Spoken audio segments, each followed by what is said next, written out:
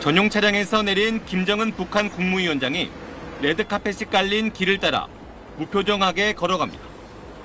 인민복이 아닌 검은 양복에 금색 넥타이를 맸습니다. 북한에서 출발할 때는 인민복 차림이었고 2018년과 2019년 방중과 북미 정상회담 등에서 인민복을 입었던 것과도 달라진 모습이었습니다. 다자 정상외교의 무대에 데뷔하는 날이니만큼 정장을 착용함으로써 정상국가 이미지를 부각하려 한 거란 해석도 나왔습니다.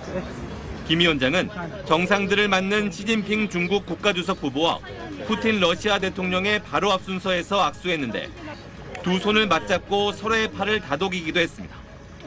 김 위원장은 정상들의 단체 사진 촬영 때도 함께 테난먼 막루에 올라갈 때도 시 주석의 왼쪽에 자리했습니다. 국제외교 의전 서열에 의하면 오른쪽 푸틴 대통령이 1순위, 왼쪽 김 위원장이 2순위의 의전을 받은 겁니다. 막루에 오른 뒤 참전 노병들과 인사를 나누며 막루 좌석에 입장할 때도 시진핑, 푸틴, 김정은 순이었습니다.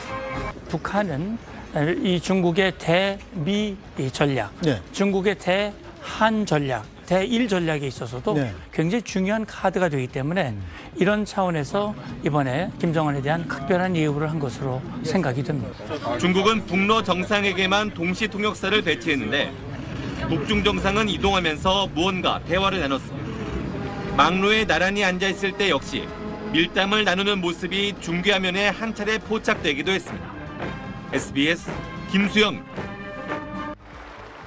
오찬 리셉션을 마치고 인민대회당을 나선 김정은 북한 국무위원장과 푸틴 러시아 대통령. 푸틴의 전용차 아우르스 앞에서 서로 상석에 앉으라고 손짓합니다. 수행하는 김여정 부부장까지 세 사람은 한 차를 타고 정상회담장으로 이동했습니다. 자오이타이 국빈관에서도 두 정상은 나란히 등장했습니다. 푸틴 대통령은 우크라이나와 전쟁에 참여해준 북한군을 절대 잊지 않겠다고 말했습니다.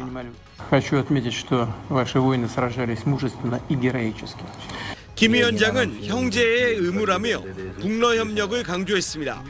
내가 당신과 러시아 인민을 위해서 할 수 있는 것이 있다면 또 해야 되는 것이 있다면 그 형제적인 그런 의무로 우리가 감당해야 될 의무로 간주하고 모든 걸 다해서 도울 용의가 있습니다.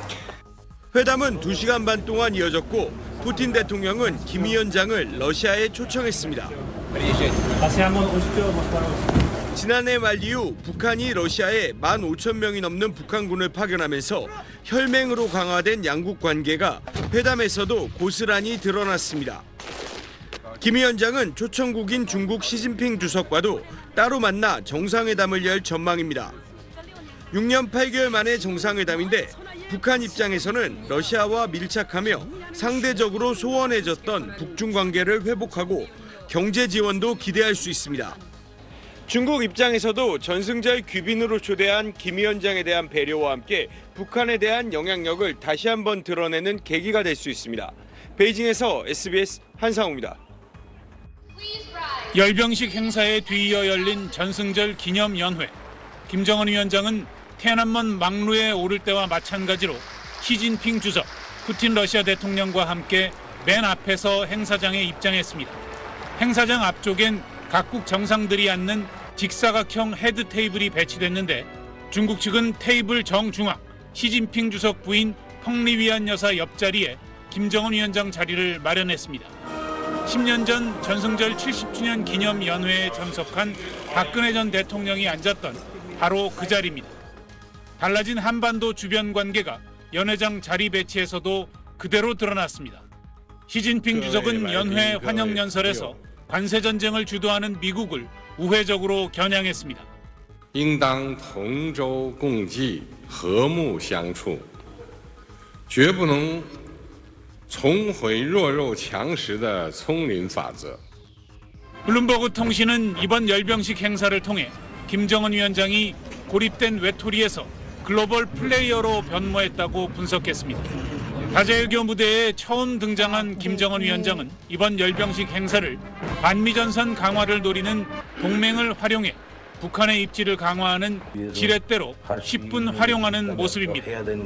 SBS 윤창현입니다. 앞서 보셨듯이 김정은 위원장은 오찬 행사에 북러 정상회담까지 바쁜 외교 일정을 이어가고 있습니다. 베이징 연결해서 지금 상황은 어떤지 알아보겠습니다. 곤란특파원, 김 위원장이 상당히 바쁜 일정을 이어가고 있는 것 같은데 지금은 어디서 뭘 하고 있나요? 네, 오늘 오후 북러 정상회담 이후에 김정은 위원장의 동선은 아직 파악이 되지 않고 있습니다. 중국이 김 위원장에게 각별한 예우를 하고 또 철통 경비를 지원을 하면서요. 김 위원장이 움직일 만한 주요 장소는 여전히 접근조차 어려운 상황입니다. 다만 오늘 낮에 오찬 환영 행사에 참석을 했고 또 곧이어서 러시아와 정상회담을 하는 등 활발한 행보를 보이고 있는 만큼 한국 시간으로 밤 9시에 열리는 만찬을 겸한 문화 공연에도 참석할 가능성이 커 보입니다. 김정은 위원장이 국빈 전용 숙소인 다오위타이에 머물 거라는 예측이 나왔었는데 이 숙소가 확인됩니까? 네, 말씀하신 대로 당초 김 위원장이 베이징에 오며 묵었었던 다오위타이 국빈관이 숙소로 유력한 걸로 전해졌었는데요. 이번엔 또 다른 유력 숙소 중에 한 곳으로 거론이 됐던 북한 대사관에 머물 가능성이 큰 걸로 알려졌습니다. 앞서 어제 북한 대표단이 베이징역에 도착한 이후에 약 5km 떨어진 북한 대사관으로 수행단 차량 행렬이 향하는 게 목격이 됐었죠. 이 북한 대사관은 최근까지 대대적인 정비를 해왔고 또 지난주까지 막판 점검을 하는 모습이었는데요. 김 위원장의 방문을 대비한 것이란 추측입니다. 다만 김정은 위원장이 북한 대사관에서 잠을 잔 적은 없는 걸로 알려져서 이 대사관에서 머무는 게 맞는다면 그동안 관례에 비춰서 매우 이례적인 일이라고 할 수 있겠습니다. 그리고 김 위원장의 앞으로 남은 일정은 어떻게 되나요? 네, 앞서서 전해드렸던 것처럼 시진핑 국가주석과 회담이 예상이 됩니다. 만약에 회담이 이뤄진다면 북중 관계 개선과 함께 주로 경제협력 강화 방안 등이 논의될 걸로 보입니다. 김 위원장은 또 지난 2018년과 2019년 방중 때처럼 평양으로 돌아가기 전에 중국의 첨단 기술단지 또 산업시설 같은 시설을 주로 둘러보는 일정을 따로 잡을 가능성도 있습니다. 지금까지 베이징에서 전해드렸습니다.